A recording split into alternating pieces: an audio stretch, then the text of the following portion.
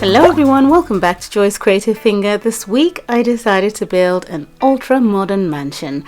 Now I'm not sure how successful I was on the interior with regards to the ultra-modern title, but I'm certain that I was able to do something that was ultra-modern with the exterior, as you can see here. Now this is the sort of structure that you would expect to see on a penthouse plot in the city. However, those plots are extremely small. I might be wrong, perhaps I need to count the grids and see this might fit on a penthouse plot, but my gut tells me that it won't. I mean, if we did try to put this on a penthouse plot, we won't get the big pool and the landscaping fitted in as well, so it just wouldn't have worked altogether. As you can see, I do have a floating room above this pool. It's the master bedroom. We'll see that when we get in. And I did put out a video showing you how to get this look, and you have to have completed the All Messed Up update quest. And that's how you would get this look for now. It could be patched, but this is what we are able to do right now. I decided to try and inject some color into the front, make it a little bit interesting, and so after fiddling around I came up with placing these salon mirrors in the front here, and using these urban lights in between them gave the front of the build some kind of architectural flair. And then I decided to use this lovely pink tree out front here and some of these colorful flower planters around the fountain just to inject that color, and I think it worked out okay. In the entrance we've got some lights, and we have some prickly plant waterfall decorative items to the left and right, as you see here.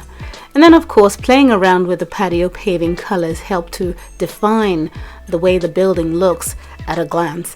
Eventually I was satisfied and then began to figure out the interior. This floating master bedroom has one big window on the side here, and you can see through to the closet space and a little bit of the bed on the inside. We'll see that when we get in. And then I thought I would try and make sure that the back looked just as pretty in some way as the front, because sometimes the back of builds get ignored and abandoned. So I thought I'd make it as nice as possible within reason, because you want to make sure that there is space on the inside for your rooms and every other facility that's required for a build to be realistic. That being said, there's a lot of space that's been taken up by the pool, so I was able to fit in a nice lounge chair there and also include all these landscaping that you see and try to make sure that it appears as though there is enough land despite the fact we have a massive pool around and about. And then we've got another balcony area on top, and we'll get to that part after we tour the rest of the build on the inside. Craig, which is the sim that you see here, is going to take us on a tour of this house. He's a very flashy sim. He likes the finer things in life, and so I thought I'd move him into this property because it's befitting for him. And in some way it's very masculine. Well, not very, but I feel that the style of property suits a man. So once you come into the entrance, we have a nice little closet nook area here. So underneath that arch, you go in and you hang your coat, your hat, your bags, whatever it is that you have on you. And then you come through another glass door that leads into the living dining area. You must remember that there is not that much space on the outside of this build because it's been taken up by the pool and the landscape and all the drama going on the outside. So it was quite a challenge fitting in a full functional house in here that was quite extravagant and looks as though it's expensive. But I managed to fit in a 6-seater dining table in here. We've got clear, clean walls. We've got brilliant artwork on the wall. We've got a massive bathroom or shower room because it's actually a shower that's in there, but we also have a toilet unit in there. So it's a complete bathroom, restroom for the guests and also for the occupants of this house. But the master is definitely an ensuite. And then we have this big TV unit here, and on the flip side of this room we have the kitchen. It's like a galley kitchen, and so in that way I've gained enough space here to make it a sizable kitchen, but it's clean and clear because he puts things away and doesn't cook that much. So at the back here we have this sink unit against the TV, and we have these artwork up on the wall, and we've got some food items from the kids party event that we just completed, and I thought I'd display some of them here because he would be one who would eat out and have a lot of sweets. He has a nice color pop fridge here, and then some books to the side, and those are cookbooks because he's trying to learn how to cook. And of course there's enough counter space for you to put out your toaster or your microwave or little objects like that go in the kitchen. To the left and right of the television is the way into the kitchen and out, and this is basically the overview of this ground floor for this ultra modern mansion. I think that it took me quite a bit of time to get this together. At first it was quite chock-a-block, it was very tight, it was more colorful, and then I decided to clean it up a bit and make it all white, because when you have a small space, the neutral colors tend to create the illusion that it's a lot more spacious than it actually is.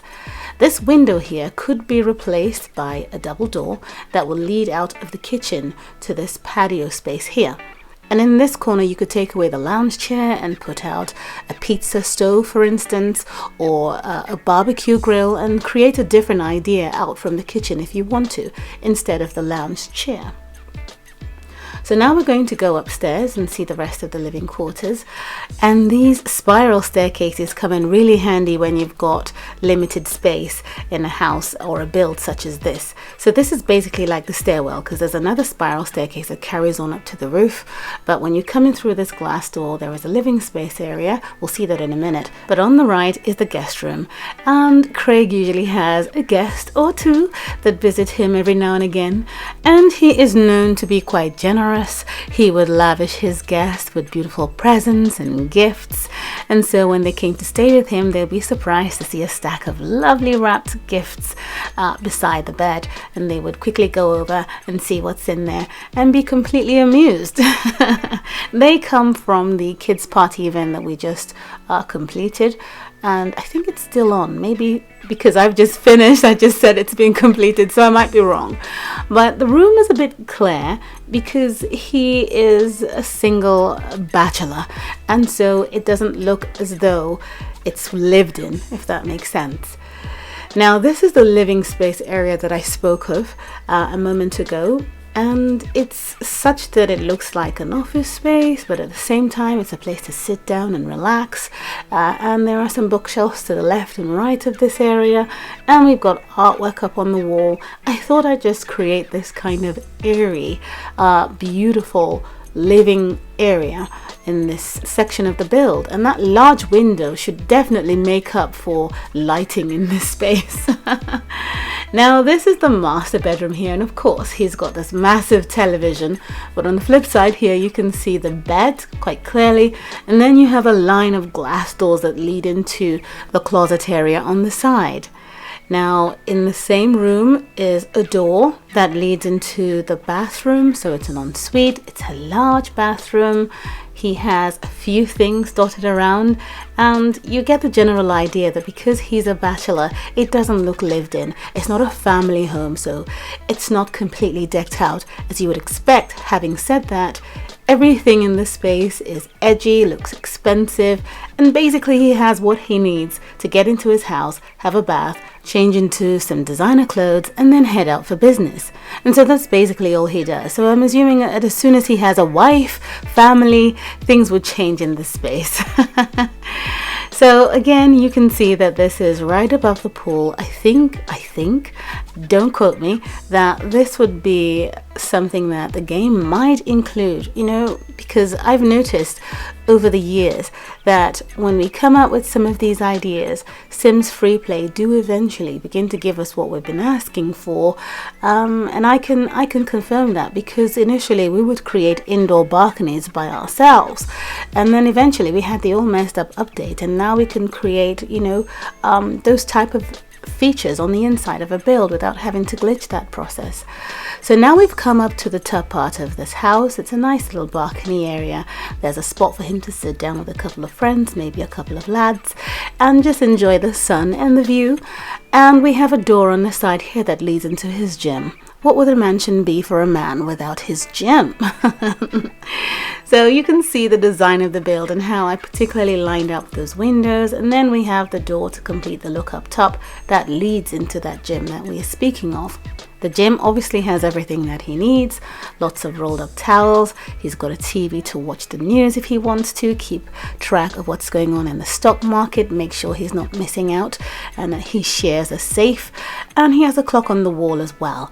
He also has a great view of his surroundings from the outside here, and I think this is great. I was quite happy when I did this, and I thought, yes, he also has a beautiful view. Oh, never mind.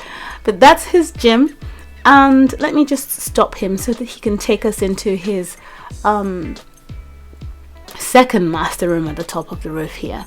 So it's interesting, I can't really say which room he would stay in most of the time, but I have to say that this particular room is more like a penthouse, and it makes sense because it's right at the top. It seems it's more spacious, it can take more items, it looks glamorous just as the other one does, and he's got a great view of the outdoors with this beautiful window that we got from the snow chalet, from the snow problem event.